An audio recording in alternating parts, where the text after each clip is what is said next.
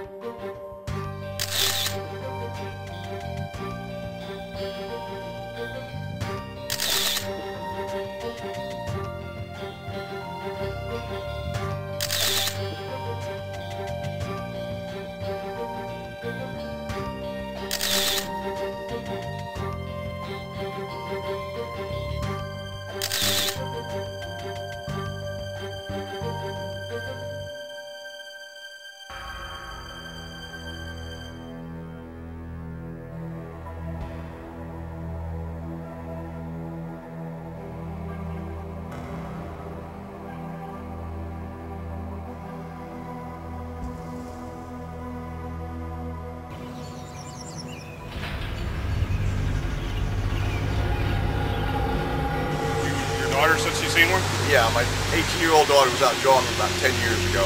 Okay. And she came back and she was just white as a ghost, scared. Yeah. I said, "What's the matter, Becky?" She said, "I just saw Bigfoot." I said, "Are you sure it wasn't a bear?" Yeah. She said, "No, Dad." She said, "I saw Bigfoot." She said he was like 7 foot tall. All right. Did she describe him at all, or? Well, she didn't, that I recall. So she was scared. Okay. So how far from this location did that happen? About 3/4 of a mile. She was just out jogging in the woods? And yeah, down the gas line up there. It happened the early morning, January 1st, and we were coming back from a New Year's party, and we were up on Rockton Mountain, and something ran out in front of us, and it was apparent that it was a bipedal creature. And we didn't see the head of the creature, but we did see the rest of its body. I couldn't make out any hair or anything, but I definitely made out arm swing and 2 feet. And the most distinguishing feature of the thing was it had white feet. So we kind of thought that was odd. And when you guys looked in your rear view, you didn't see anything? Just Oh no, it was gone. My husband said that he thought it looked like it wanted to slow down when it got to the wood line. Yeah. And he said, well, maybe it's peeking out at us or something. And I said, I don't care, go, yeah. Just keep going. And I didn't want to be here. Anything at all, no sounds for like maybe a half an hour, a good while. Then it threw a rock from that direction. You can see how thick this is. Somehow or other, that rock traveled without hitting any of these branches and deflecting off of anything. It's the most amazing thing. And it landed right here. Like, if you would have drew, like, say, a 10-foot circle around where our fire was, it would have landed within that circle. You could hear the rock clipping the leaves as it came through the trees. It sounded like it must have came from 50 yards away. The rock was probably about like that size, maybe like the size of a walnut, maybe bigger, a little bit bigger. And it was quiet again for a while, maybe like a half hour.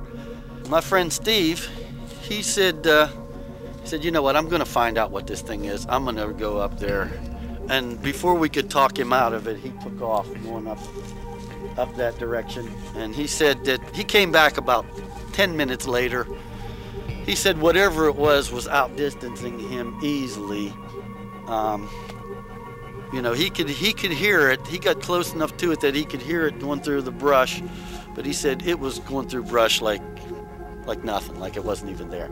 He had he said there was no way he could have caught up with it. So he came back. And, the rock throwing, the wood knocking, the whooping, whistling calls. For years, I never said it was a Bigfoot, but I mean, I don't know what else it could be.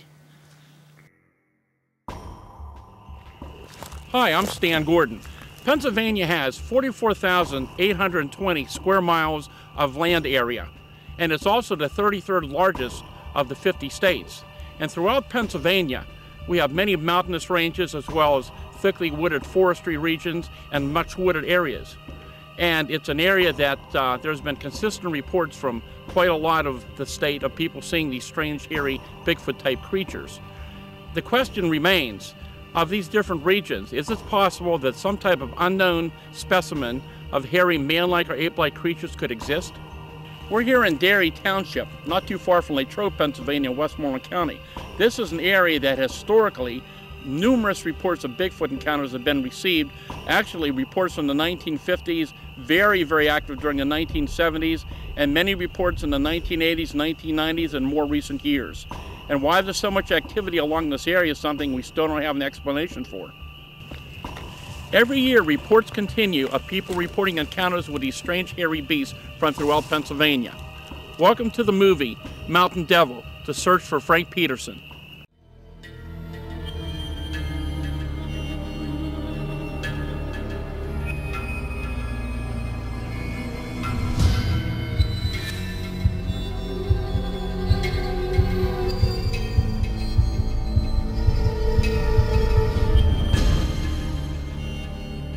I'm STACY Peterson, and my grandfather was Frank Peterson. Back in the 70s, my grandfather and a friend of his, Randy WALLIS, had an encounter with a wild man or creature. Most would call him Bigfoot.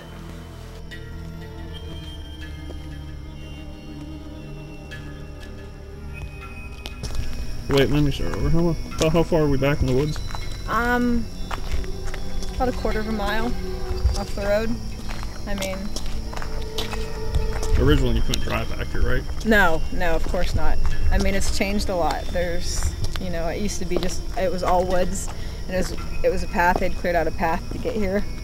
They'd done themselves, which, it's my grandfather for you. Nothing could stop him, clearly, So, it was men and many talents.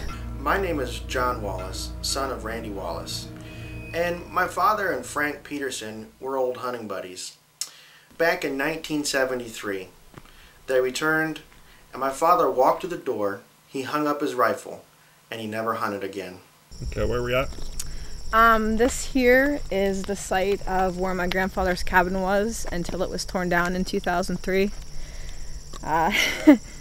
It's changed quite a bit. I mean, since it's been up, a lot of stuff has changed here, but I mean, this is it, so it's crazy. It's How many times have you been up here since then? I've been up a few times. It's kind of hard, because I think about my grandfather, and I mean, it's really fascinating, and I mean, I love to be here. It brings back a lot of memories. It's still kind of hard, so It started out with a big footprint, and this thing looked like a bear, but it was big and covered with hair. We didn't really know what it was. So you seen like a lot of footprints by the cabin for I've seen a lot of footprints by the cabin, so what I did, I wrote down everything I had seen. All the entries I had put in was all about footprints, because everything time I went up there was nothing but footprints. You filmed a lot of this too, didn't you? Do what? You filmed a lot of it too? Yeah, I did. Took some pictures of it. Yeah, I had to. I figured nobody would believe it.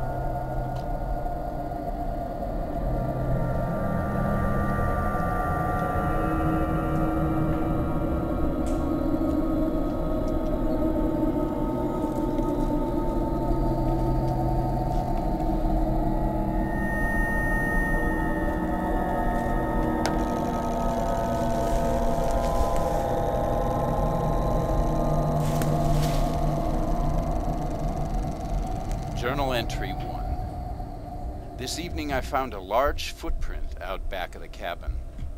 I cannot explain it, nor have I ever seen anything like it. The footprint looked human with 5 toes, but it measured almost 18 inches in length and almost 7 inches wide.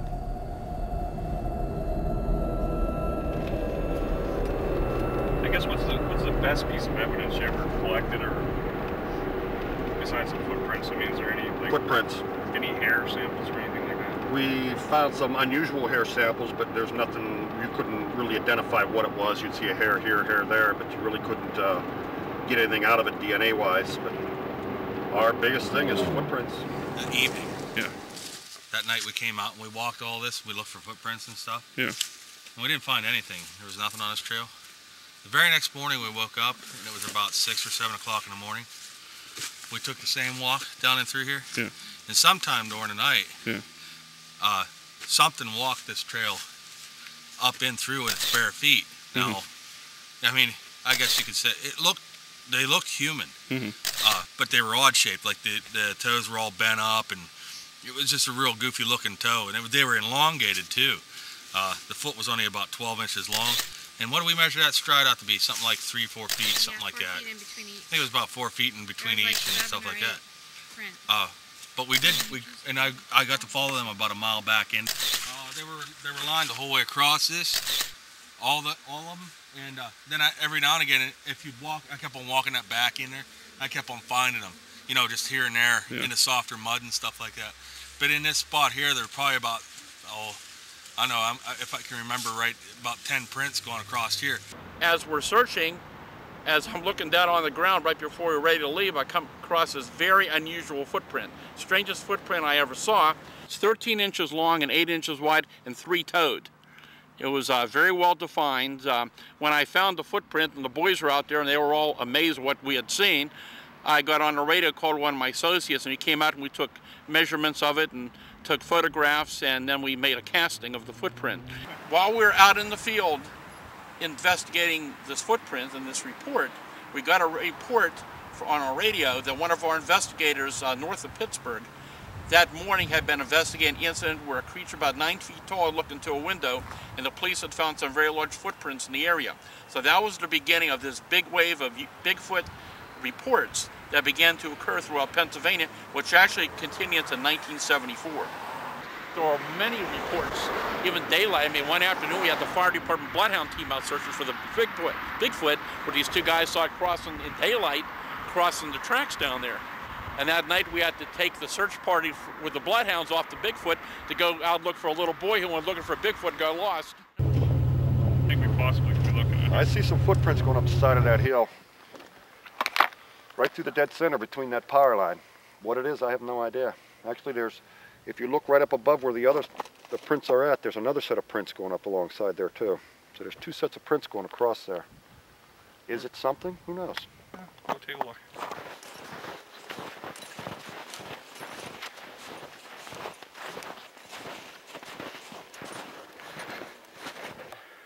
It's coming down to where the footprints are showing.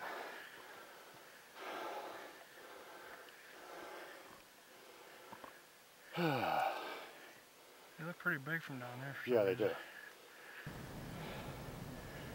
If you look at it like that there, they look big. Yeah. He's hitting a slid. Freeze.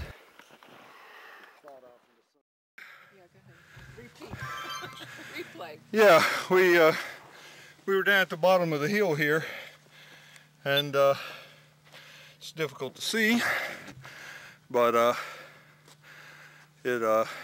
and Ron's down there with it. Ron's holding post. He's doing a couple wood knocks just to see if anything comes up after I exit.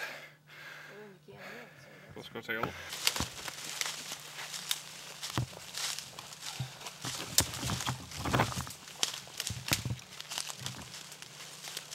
Then we would truly know if that was possible. If it was deep enough to cast, then the inverted impression would give you more detail about what you're looking at.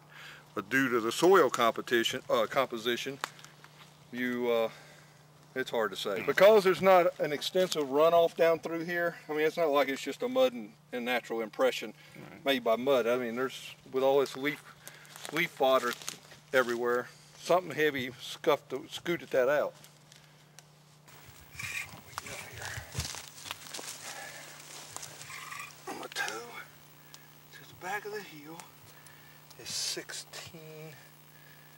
Let's just do this. There. 16 inches to the heel here. And at the widest spot, 9 inches to the edge here, where its edge is 8.5, 9 inches. You can see looks like a toe here, and a little splayed toe out there. You're out there wandering around on Sunday afternoon, just enjoying nature. You always have a dollar bill, or you leave some money, and they're 6 inches long. You take that, and you can mark that for your reference to get an idea how big something is. In this case, it was 16. Well, those are 18 inches, and that's just about right. And you know, across there to the edge is 9. So you can use that for a measuring reference. It's a pretty well given size that you can go back later and say, okay, I see a reference. So that's what we do when we're in the woods and we don't happen to be out here on a Bigfoot research investigation. You're always going to have something in your pocket like that that's a known reference. Ground being rocks and a few other things, who knows? I'm just saying that's similar. Yeah. Can't guarantee it. I don't know. I don't know. I can't say. I'm just saying that it's something out. It looks out of place just the way I was walking up here, and I said, wow. So 16 inches to here, to the toe, what it looks like a toe, splayed out there. It's almost 9 inches across it. I don't know. If it is a print, it's a really old print. If it is a print. Has some wash over it now. It might have been deeper at one time. Could have been.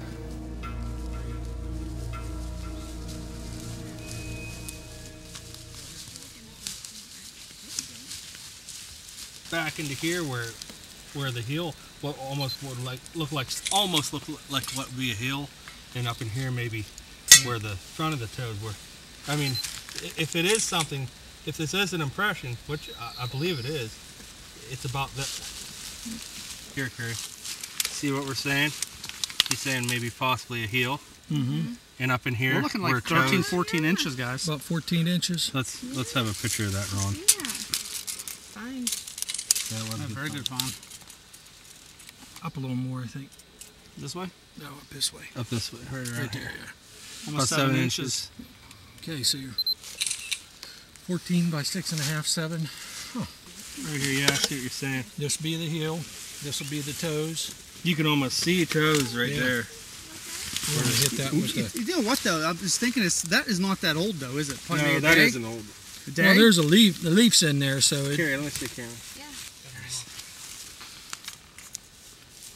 68 inches. So about 5.5 foot. 5.5 feet. There's toes. Yeah, it looks right here. There's right here. I can put my finger right in it. Wow, I want to get a better. Possible toes. Yeah. Look, see, did you see that? See the ground? Oh, I just messed it up. See the ground? How it's pushed up there, like. And look, right here where the.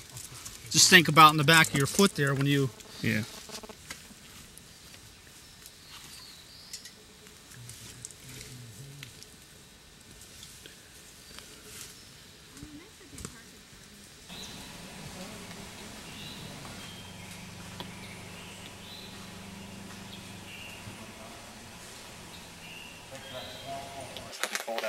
Well, if it's anything, it's a smaller something. About 12. I'm going to say about 12 inches. Okay. And at the most, 4. I'm going to say 5.5, almost 6. Okay. Is that your Mr. Mackey impression? Okay. It just looks like That's a pretty small print, if anything. Well, it's just an impression. We can't even say, you know. Right, but it's kind of weird. Definitely something bigger stepped there than a deer. Because it did depress pretty well, pretty deep. Yeah, 12 by 6, 5.5 to 6. Pretty big bear. Or a person. But we're not seeing any other prints of people. No. I don't know.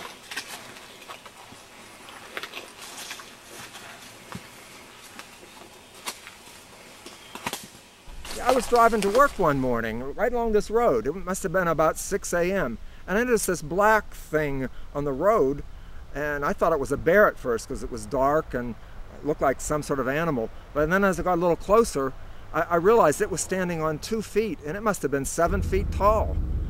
And when I got even a little closer, it was looking down at the road. And I could see it didn't have any hair on its face, but it had sort of stringy reddish colored hair on its back and on its shoulder blades. And it must have been scared, or even more scared than I was, because it kind of looked at me and then it turned and went right up this path and disappeared into the woods there. You ever seen anything like that? I've never seen anything like that, and I've seen a lot of bears off in the woods and even out in the road, but that's the first thing I've seen. First time I've seen anything that big. Were you frightened, scared, or? I wasn't really scared. I'd say startled, puzzled by what it was. Recently, my grandmother had passed away, and my family was cleaning out her house and taking care of her estate when they had found an old military trunk stashed in the basement. When we opened it, we found evidence, journal records, information on the incident that happened in that cabin, and my grandfather had kept it all these years. One thing about my grandfather is he had a great knack of keeping track of things. There really isn't a whole lot for folks to do in this area. Hunting and fishing is what most know. So when Frank and my father stopped hunting, people started to talk. Rumors started. It got to be a bit much for my father. Okay.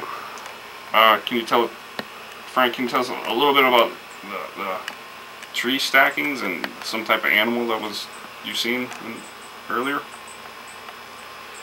Well, the tree stackings is built like somebody built a teepee. Ain't much I can say about it. I didn't know what had built it. I know, like I said earlier, it had nothing to do with any people or hunters up in that area, so it had to be something else that had built that teepee, if you want to call it that. You also mentioned something about an animal up in a tree. It looked like it had been skinned. Well, it made me think it wasn't human that had built it, because it was a dead animal up in the tree, and it looked like it was being stored for food near the shelter. And that was very odd. Any odd smells? Yeah, it would smell like it's been there for quite a while. Yeah, I'm sure it is. Make you very uneasy just being in the area? Yeah, it makes me uneasy sometimes even to talk about it.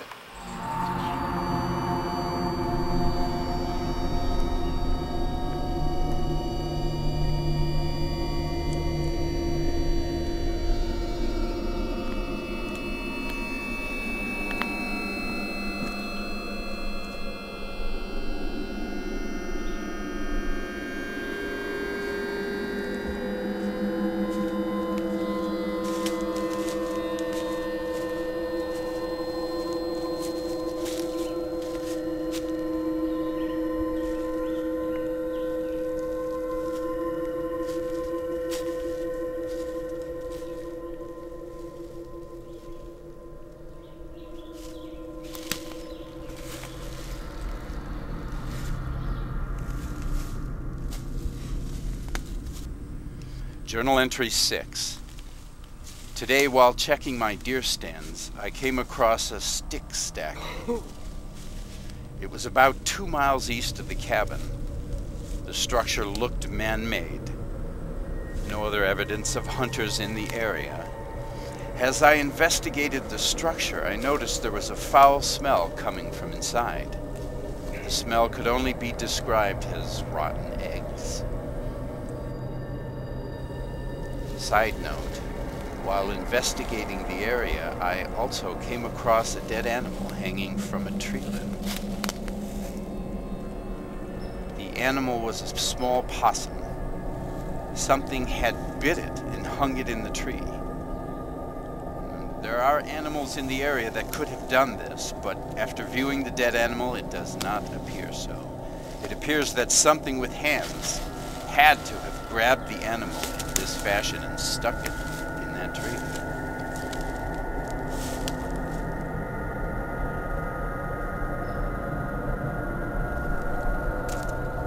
A cold chill went down my spine after viewing it.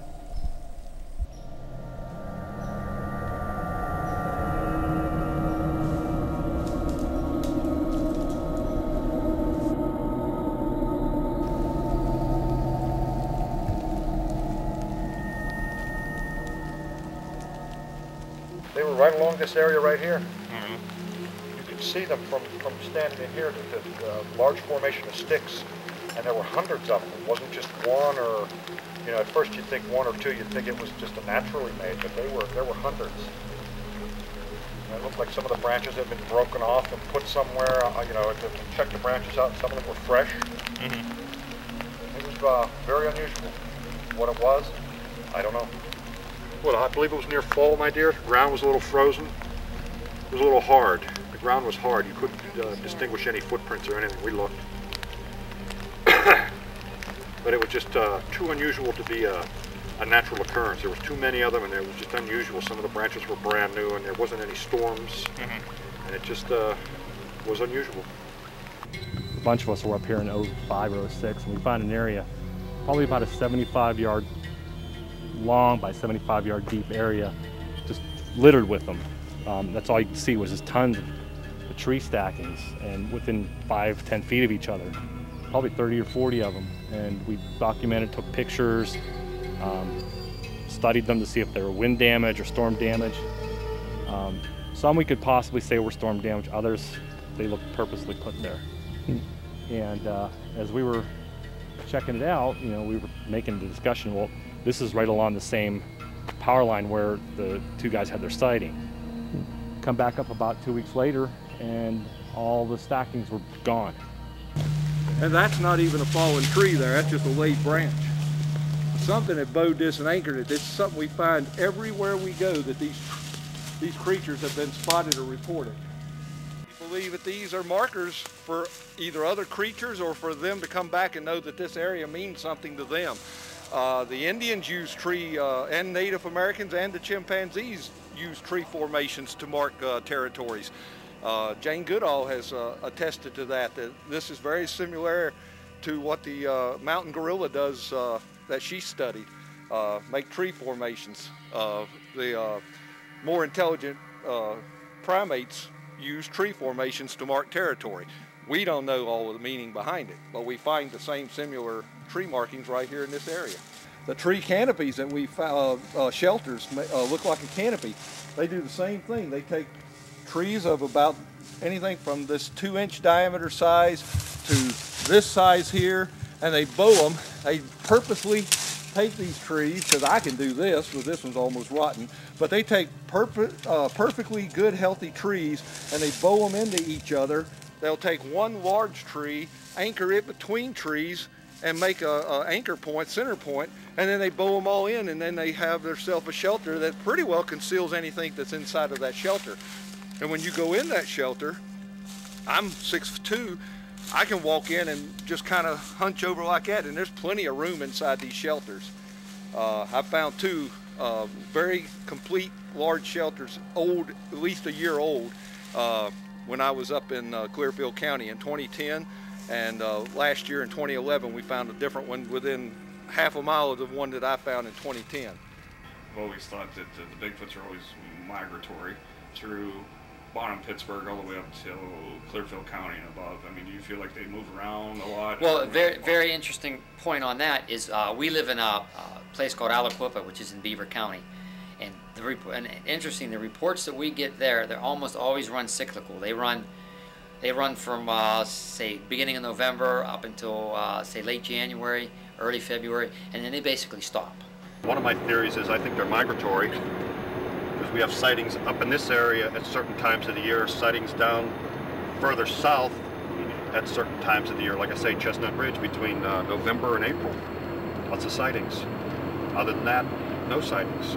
Up here, we've had them in the summer, in the spring, and farther north as you get up into New York, you got Adirondacks and stuff. They're having them up there in the summer. So I'm just a theory. I mean, I don't have the exact facts, or wish I did. That's a theory that we're pursuing right now.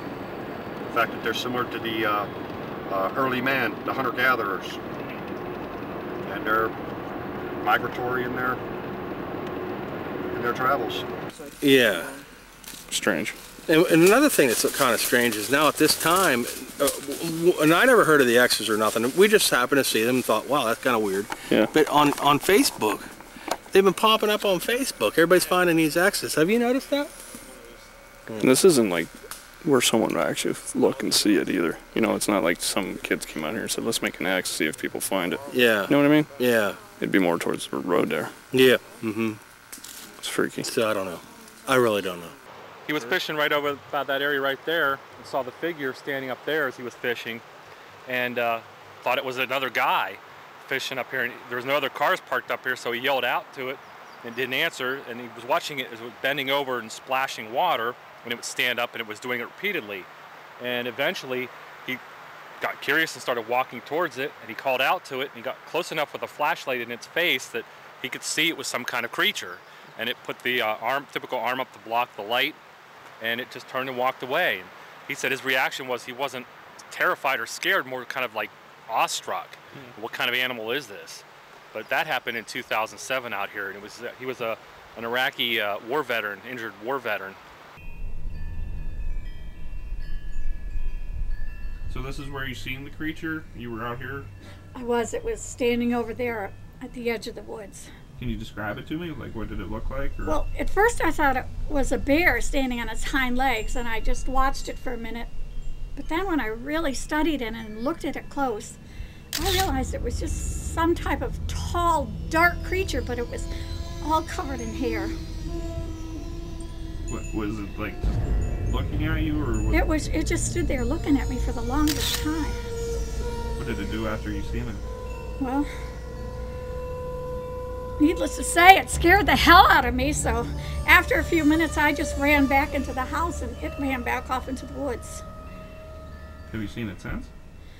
No, well, not really, but several days after the sighting I just felt like something was watching me from the woods, and I still feel so uneasy about it even today. You don't like being up here, do you?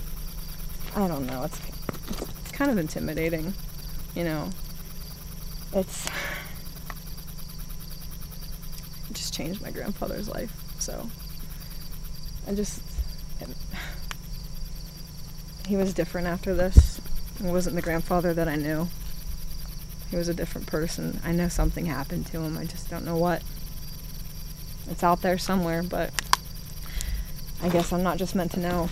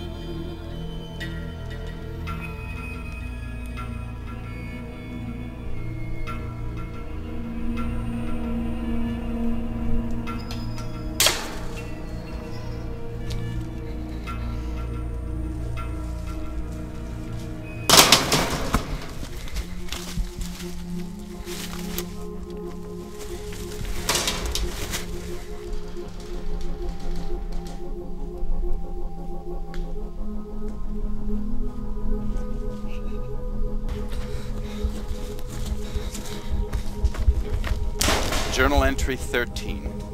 It was late before I got my supper on the fire. While sitting next to the fire, a large stone was thrown in my direction. As I slowly made my way back to the cabin, more rocks were thrown in my direction. I kept the doors locked for the first time ever. That heads into the woods, and we're going to a location where in October of '07, park ranger had a sighting of some kind of animal or creature across an open field, and that's where we're heading now, is to that field to show you guys exactly what took place. Right in this area here, there was something standing and pulling the leaves into its mouth and eating them. And as he approached from the field behind us, it stood up and turned and walked down the embankment. And he got to the point where he could see it still on two legs before it dropped to fours and ran off into the woods. And his description was, it looked like one of those jalopy cars with big fat tires on it with the back end raised up when it ran. That's how high up it was. And he saw it for about 3 or 4 seconds running down into the brush, and then he lost it. And Park Ranger Bob, that we're calling him, is not allowed to talk about the event anymore, is it? Correct. Through continued correspondence with him and talking with him about the incident, he asked me to no longer use his full name and not to use the name of the park where we're at right now for publicity purposes. His superiors told him that he wasn't allowed to go public with it and not to talk about it. And incidentally, when he did go to his superiors and ask if there had been reports of Bigfoot creatures or Bigfoot-like creatures in the park, he was told no, there had been no such reports ever submitted, which is untrue because doing further research myself, there had been people who I found out did, in fact, turn in reports to the rangers here at the park. They submitted reports to the rangers themselves. Okay. I think that, getting back to what I was telling you, I think there's a conspiracy with Bigfoot, with the government. Okay. With all the information over the years that the government has amassed, I like that word, on Bigfoot, I sent freedom of information requests to the Department of Interior, Bureau of Indian Affairs, National Park Service. Nobody has any information on Bigfoot whatsoever. I think it's being covered up for some reason. Why do you think they do that? Well, due to economics, number one, if they find out that Bigfoot does exist, which I think they know, they'd have to close down all the lumber camps. It would have to go on an endangered species list. They already have a plan for that, from my understanding.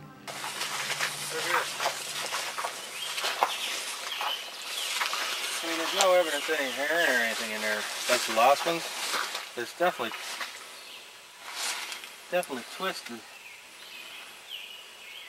These are the same trees 3 years ago we looked at, right? And had hair. This one. No, this is a different one. No, but it was one of the trees over there. Those are up there. They're up there, and there's this one, and then this one here has water twist on it.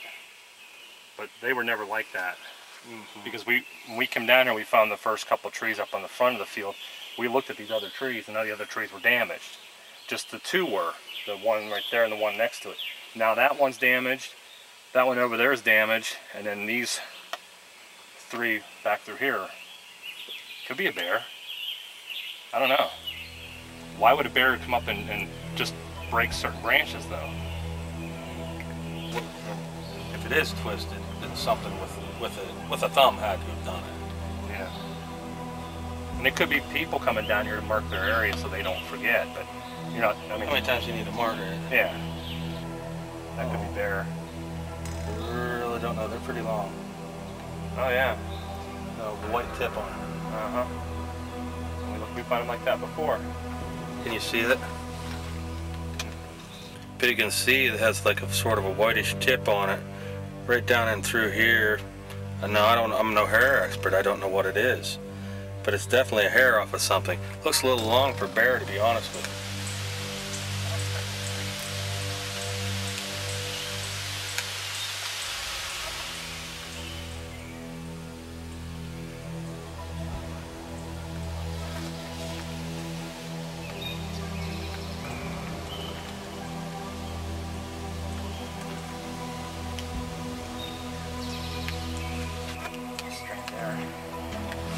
It might be bear. back against there and broke to the frame. You see it? The thing it is though, it's don't very usually get on a bigger tree like this over there. I don't ever see them do it on a pine tree. I've seen it being like the larger trees. Like that's what I'm saying. It gets up against like the rough bark. Of course, then again, hey, if one invented a better backcrasher, it would be these. I think that's the last piece. We'll get hit.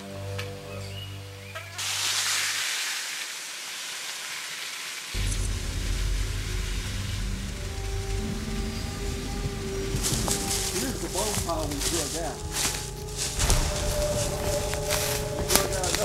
That's at least we figure that's 3 to 4 deer that we drug out of there. Jaw bones, back bones, vertebrae, leg bones. That's all the bones. There's a whole pile of them there. It goes pretty deep. You'll have to get Eric to send you the pictures if he hadn't already done it. We had them on blue poly tarp. At the bottom of this to the right. Down there. That's where we got. That's where we found the bones. If it's still burning, how about grabbing that for me? You want to get down there, you can. It's clear now. Yeah, Sean. It took Sean about 45 minutes or more to get all those bones.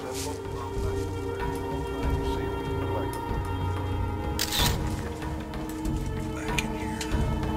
There's another cave area down in there. I didn't even try that. It goes back in there. You see it back around the corner there for a good little bit. Vertebrae. Whoop. Another vertebrae. No, that's head. When I was here last March and found this, something was occupying it. I didn't come down because there was big piles of scat right here at the opening. What kind of what would it look like? It looked like bear possibly, or it wasn't a pile. It looked like a turd. It looked like big turd or something. And I said, I don't know what's in there. Here, you want help? Oh no. I haven't really explored this area that much. Could easily be another one. At least one more bone. It looks like the skull, top of a deer skull in there. Looks like it's the top of a deer skull right inside the entrance here. Although I got a hard time believing that a Bigfoot would be able to weave back in here. Oh yeah. It almost looks like a rock, but I went back and checked it out. I didn't move it or nothing. That's exactly what it was.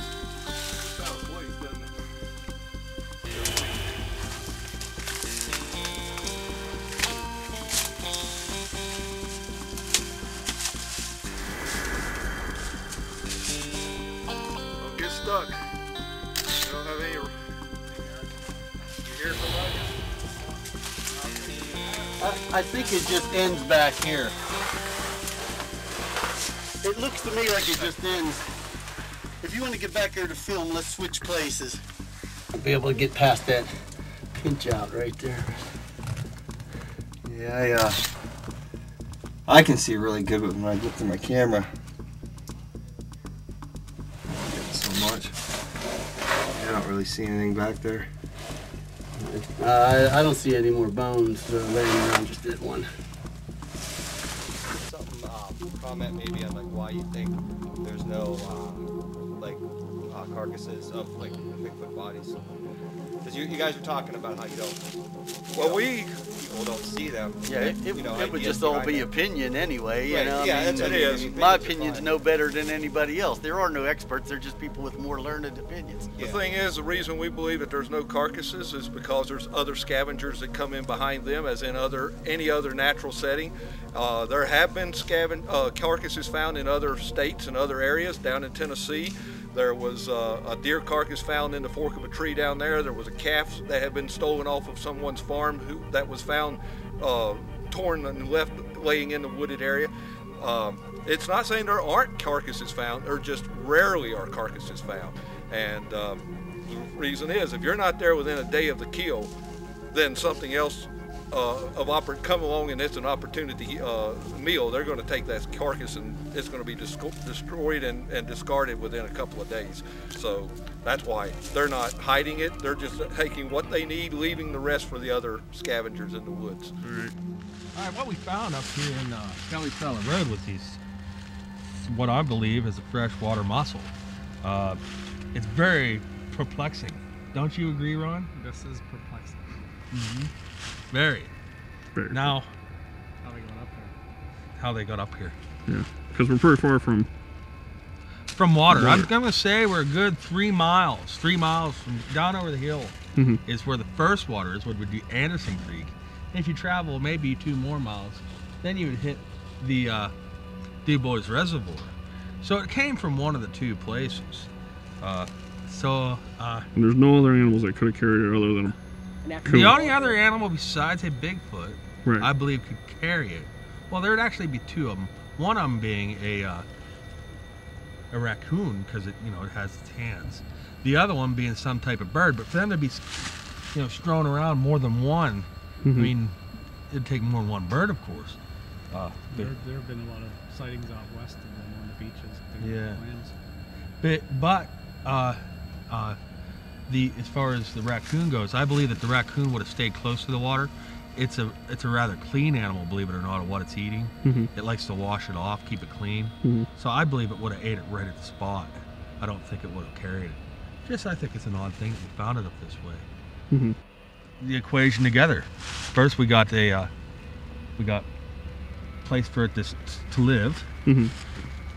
We got a food source and 2 definite water sources just down over the hill, not too far, about within a couple of miles. And we're in an area of sightings. In an area with very little civilization too. Yeah. How many sightings out here? 2, 3 that we recorded. That we've actually got to work on. It's about 3 of them, but I know there's several historical sightings up this way. And where are we at right now? We're on Rockton Mountain, Kelly Cellar Road. Me and my friend were up here spotting deer one night, and we saw a Bigfoot here on this power line. It was about 7 to 8 feet tall, had reddish brown hair. That way you carry a gun with you up here now? I'd just rather be safe than sorry. But where'd you see it at? You pointed out? It was up there somewhere.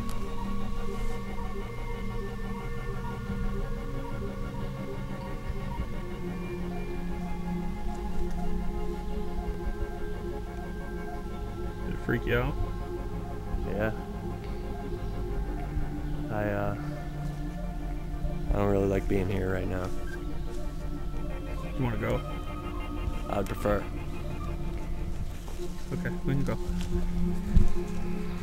Well, we've heard of obviously the rock throwing. We've heard of bluff charges. We've heard, grunting, and basically, researchers feel that they're doing that just to get you out of their area. I've never heard personally anyone that's been physically attacked by them, other than the Teddy Roosevelt case, the wilderness hunter, where supposedly a trapper was killed by one of them. But I don't believe that they're aggressive, but I also believe that they don't want us in basically their home. So if they are indeed a wild animal, then they can be very unpredictable. So it is possible, although it's so far the evidence suggests that they aren't. I actually started investigating Bigfoot back in the 1970s when I was a police officer down in Fayette County, Pennsylvania. A lot of footprints, a lot of screams, but never saw one. A lot of eyewitness testimony at that time. This was doing flat that back in 73 to 75. That's if you ever talked to Stan. He was big then. This is the pink box. People have seen these before. And the reason it's pink is because it's my girlfriend's stepdaughter's. Is she aware that you took it? She knows, yeah. She doesn't use it anymore. And you plug your iPhone in here. Through YouTube, I put the baby cry sounds, plug us in, turn us on, and it's just like a loudspeaker. And we used this pink box a month or so ago. Yeah. And we brought something in. We don't know what it was. We didn't see it.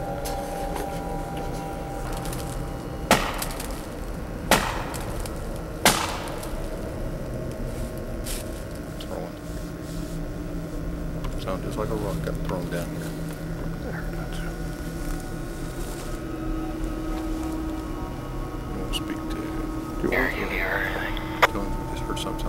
thrown. We think we just heard a knock or a rock got thrown. Yeah, we're having the same thing happen over here.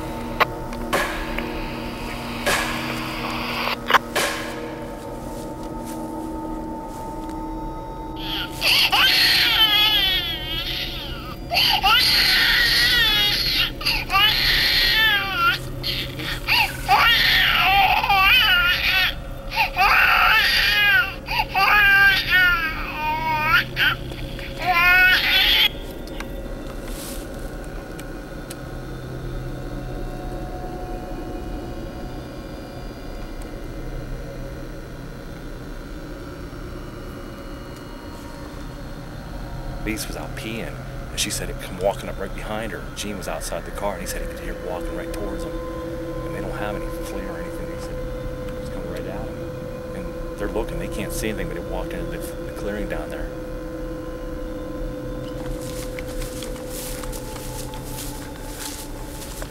I can tell you exactly where it was.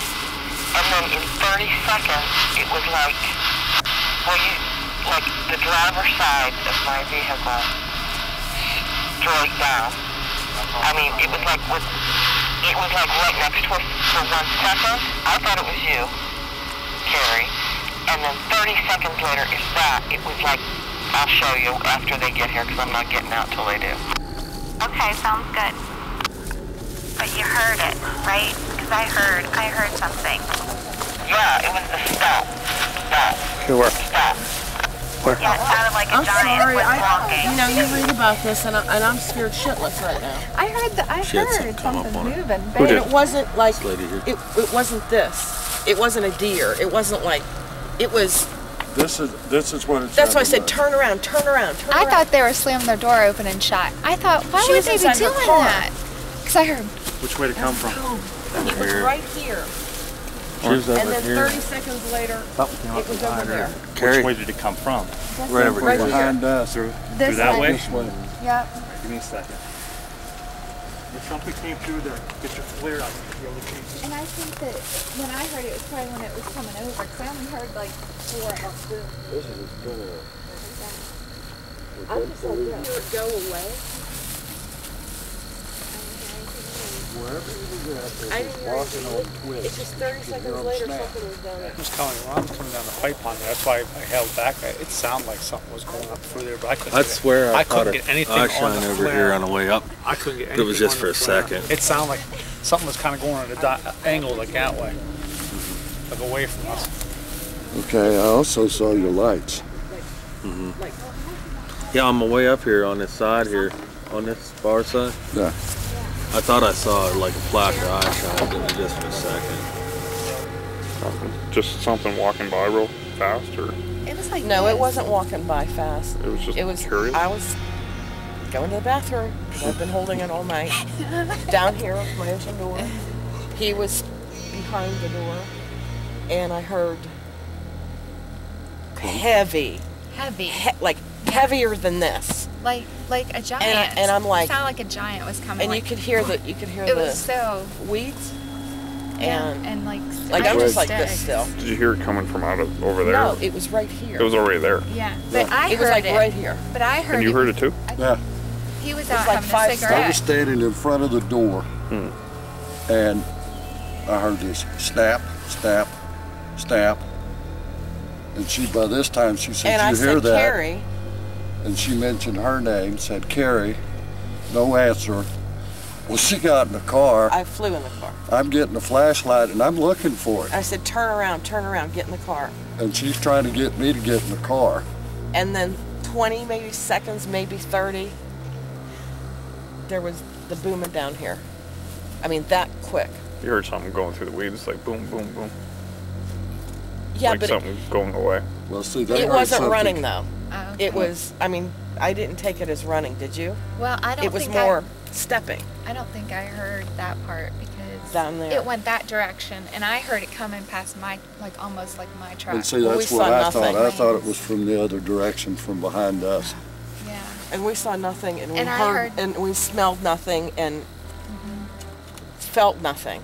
It was just. It was after that second. And I don't know if I want to do this ever again. I think by the time I screamed, get in the car, Well, my what deer did would it have do? taken off. Nothing, Dwayne? Nope. Okay, I'm sorry. No heat signatures from walking or anything. I honestly don't know what they were experiencing or what happened to them, but something did.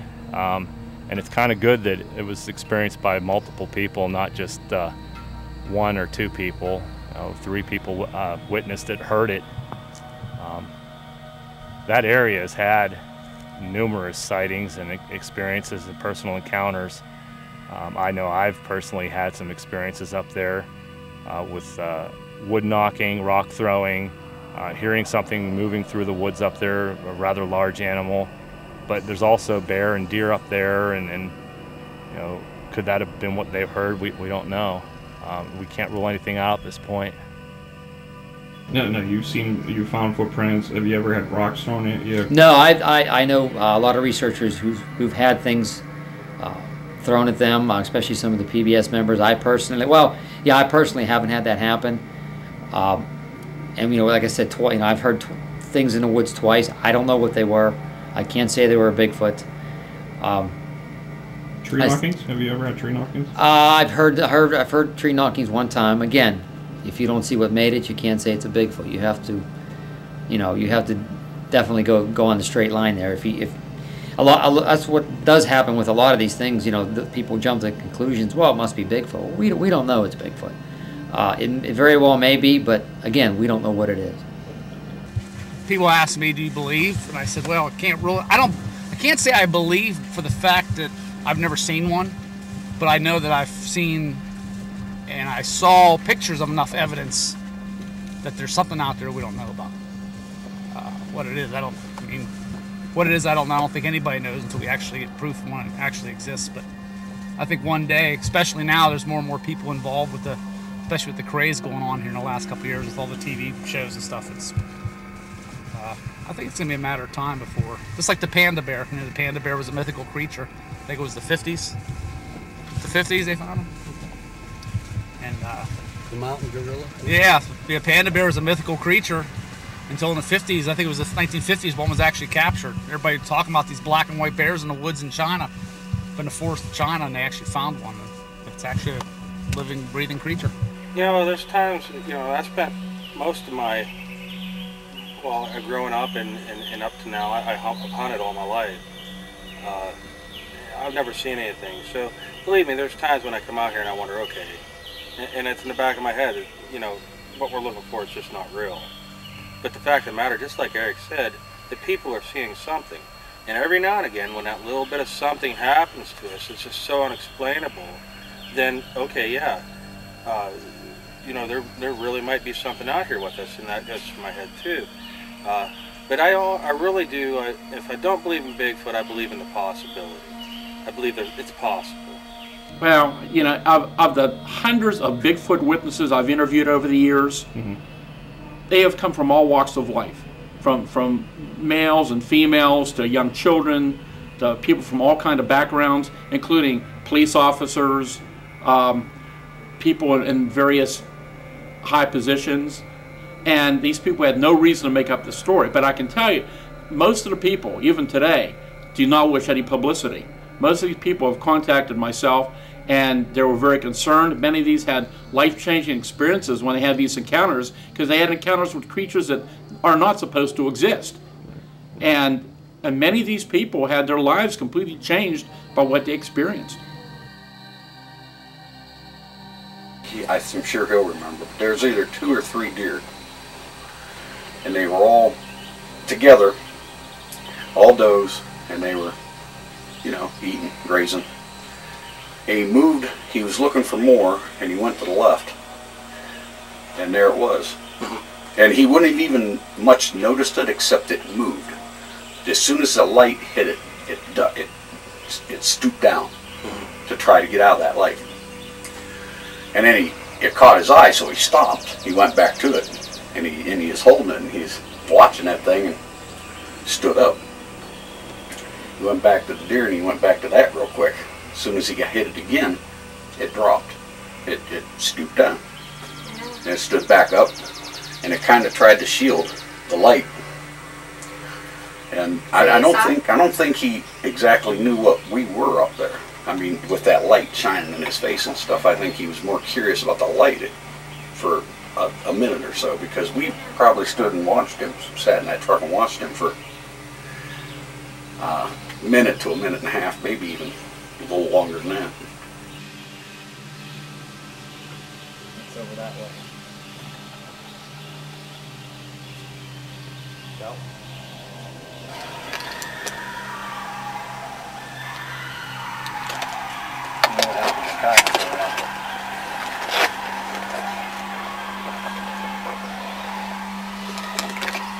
Something got them locked up too.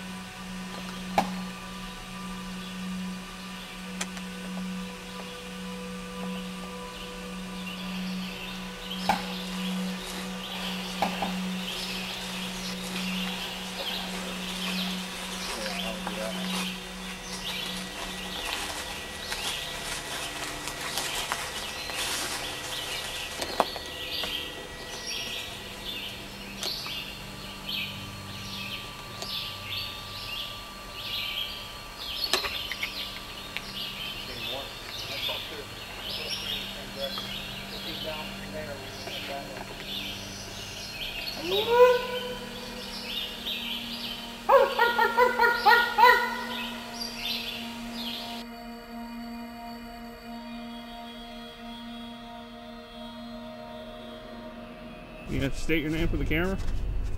No, I'm not going to do that. People I work with and this is their property. Okay. Can you just kind of go over, I guess, what occurred that day? Well, me and a coworker of mine were driving down this road, checking gas wells in the area. We stopped for lunch. We pulled off the side, we were sitting there eating, you could smell this odor in the air. It's almost like rotten eggs. It kept getting stronger. So we got out and walked down. There was a pond to the west. Walked down there. When we stopped, we seen this big creature just bending down, taking a drink out of the pond. It was big. What did it look like? It was big and brown, hairy. It had an oval-shaped head, ape-like nose, big wide mouth. Scared the shit right out of us. Was it a bear? Definitely wasn't a bear. That thing had to be 7-8 feet tall. Walked upright, turned around, looked at us, and just kind of meandered off into the woods again. We weren't going down there. We were pretty shook up. We got back in the truck and we hightailed it out of there, and I ain't been back since. Does it really bother you to be back here right now? Yeah, I'm pretty nervous. I don't like being here at all. And you haven't been back here for, I don't know, a year or two? About 2 years and 3 months. I mean, you wouldn't believe it. It was crazy. That thing was something else. The way my grandfather would tell it, it was just a typical hunting trip. The first night at camp, there was, some drinking, smoking, cards, the typical guy stuff. And, my grandfather had explained to me that they had this rule where if nobody had caught anything before 6 o'clock, they would return to camp. The night of the incident, my grandfather had returned early when he had heard a few shots in the distance. So when you were up there, now, tell me a little bit, you and Randy went up there hunting one weekend, right? And I guess he shot at it or something? I guess, can you tell us about Randy, like I said, I've never seen Randy move so fast. He had seen it, and whatever he seen, he shot at it. And that's when he came back late that evening. I mean, he looked like he was scared. And we knew that night was not an option. We have to wait till daylight to leave. So that's what we did. We waited until daylight. We was hoping the thing would be gone. So I went outside and tried to get my thoughts together and let Randy figure out what he wanted to do. When you were outside, something you did encounter something, correct? Well, yeah, I went outside and then I come across the this footprint, and I looked up and there it was. It came charging right at me, right down at me. I ran like hell. I ran as fast as I could to that cabin. And that thing kept hanging on and banging on that door like it wanted in real bad.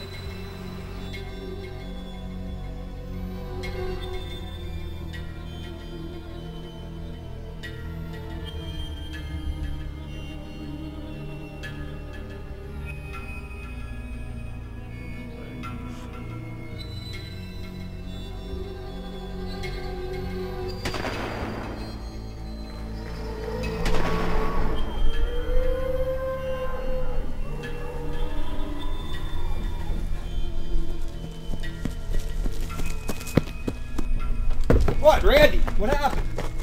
I saw something out there, man. I've never seen anything like before in my life. What are you talking about? 7 foot tall, long hair. We gotta go. Well, I heard you fire off a few shots. Did you get it? I shot and I ran. We need to get out of here. It's gonna be dark out shortly. Leaving out here in the pitch black isn't the best idea. What the hell is it?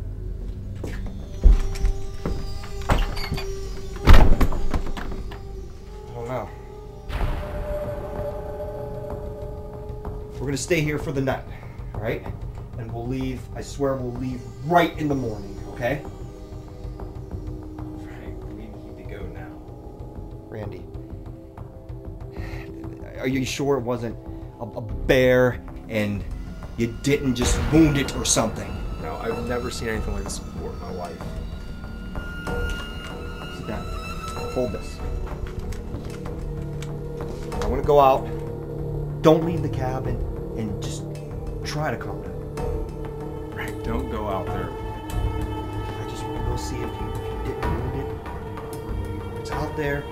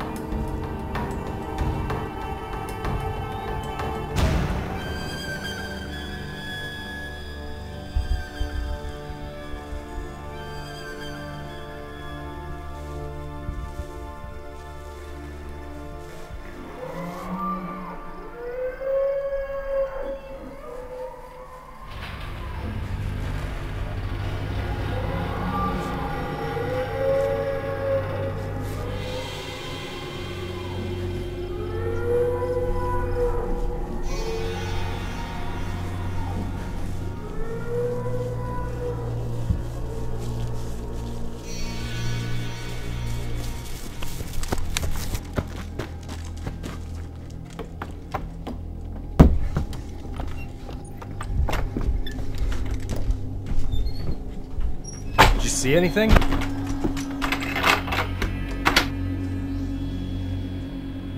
I heard something. I never heard anything like it in my life, but I definitely heard something. We gotta pack. We gotta get out of here now. No. Yeah, I said, like I said, it's. We got that hike in the pitch black. Not a good idea. Stick it out. We'll just stick it out. What's gonna happen? We're in here. We're good. Okay. Just. We'll be fine. We'll leave in the morning when it's daylight. We can get out of here. We can see what we're doing. We'll pack our stuff up and get out of here. I don't think it's worth going out there and risking anything.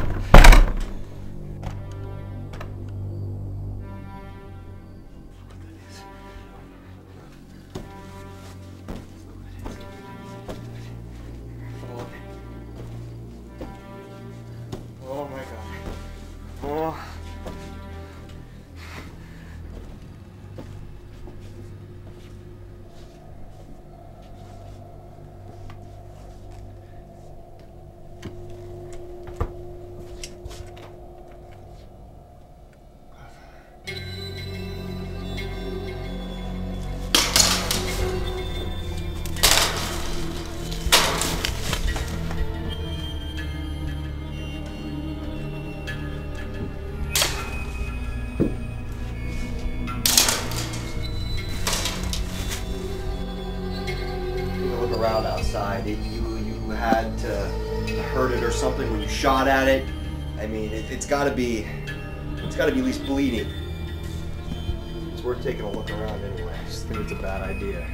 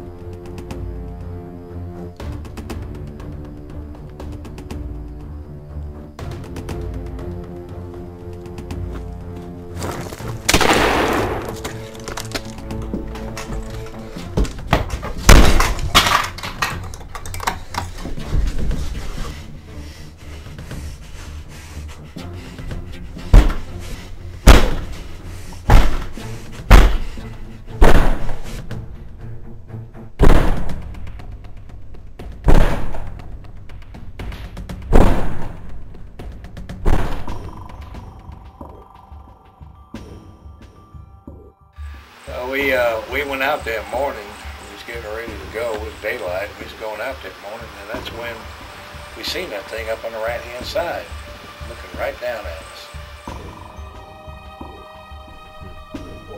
Sun's up. Let's get out of here.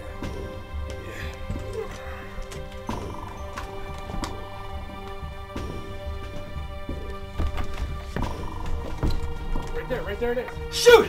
Shoot, Randy, shoot!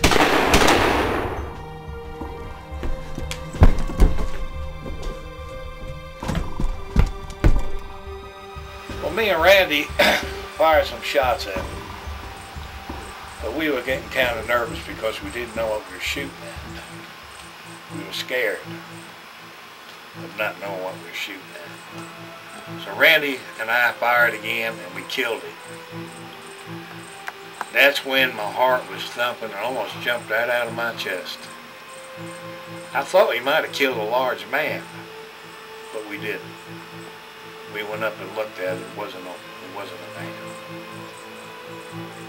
So, what happened to the thing, or? Well, Randy and I decided the right thing to do. We can't leave it there, even though it scared us that night. The right thing to do would be to bury it, even though it had scared us that night. We just couldn't leave it there. It wasn't meant to be seen by common folks. So we took the rest of the day off, and that's just what we did. We buried it. Have you been back to the cabin after that? Well, I quit hunting after that day, and after that, me and Randy had buried it. We never went back to the cabin again. Can you tell us where it's at? Well, I'd rather not. I'd rather leave it alone. Leave it to be. Me and Randy both talked that over. It's not meant for common people to see it. We just want to put it to rest.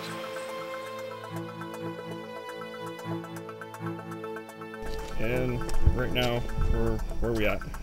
We are at the site of where they had stripped, you know, this earth. This is where my grandfather's cabin was, and where supposedly the creature had been buried. PA officials had come in to investigate, and eventually the U.S. Army had moved in, and supposedly, I mean, of course it's just rumor, but they had come in and supposedly seized the creature and never to be seen again, you know, so. Was that rumor though? It was rumor, yeah. I mean, that they found the creature, but I know they were here. I had witnessed it for myself. I didn't get to stay long because they hushed me away. But, I mean, they really could have been here for anything, but I mean, it's no coincidence that this is the site of the incident, so. You have no idea where it could have possibly been buried with all the journal entries, nothing? There was indications of, you know, certain things, but I I mean, like I said, we tried finding, shell casings with metal detectors, things like that. But I mean, it was cleaned up pretty good, so there was no discernible evidence of any particular burial site. Your grandfather would never mention it while he was alive? He never mentioned it while he was alive, I think because it was such a big deal and he wanted to keep it a secret. I mean, it was that important that I don't know if he thought maybe the world wasn't ready for it. I believe they are, but I don't know.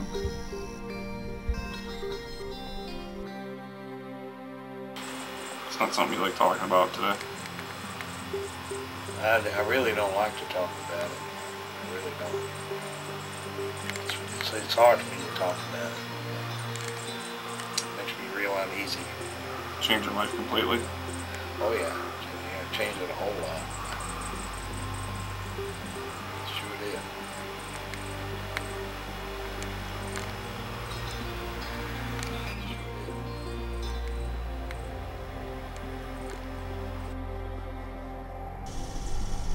The speculations in the film that you've just seen aren't new, nor are the conclusions contained therein. The details of these events have been kept secret for many years, until they were revealed through Frank Peterson's journals and photographs. Through these materials, we can paint a picture of the terrifying events that took place on that mountain.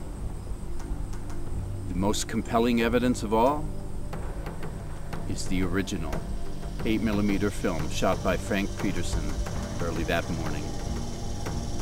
What you're about to see now is the original 8mm film and how it changed two men's lives forever.